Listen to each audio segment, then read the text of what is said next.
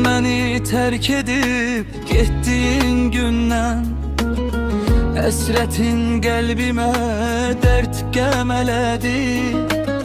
Alim olmaq idi arzum, diləyim.